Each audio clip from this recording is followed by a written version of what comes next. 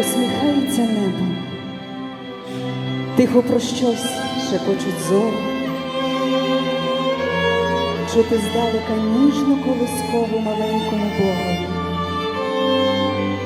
Троє волхвів побачили зірку, яка сповістила про народження незвичайного царя, і вирушили на його пошук.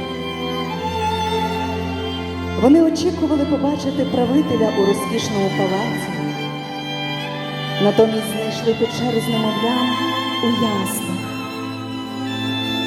У цій ніч страху й любові народився Христос.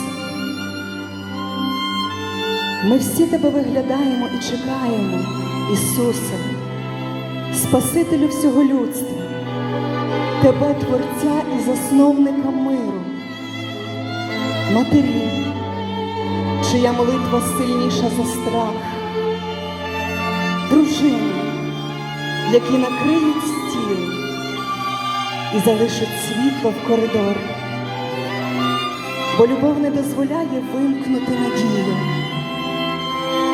Діти, які дивитимуться на небо і шукатимуть першу зірку. Вони вірять, що зірка може зробити неможливе. Сьогодні наше Різдво у війні, але навіть у війні Бог приходить.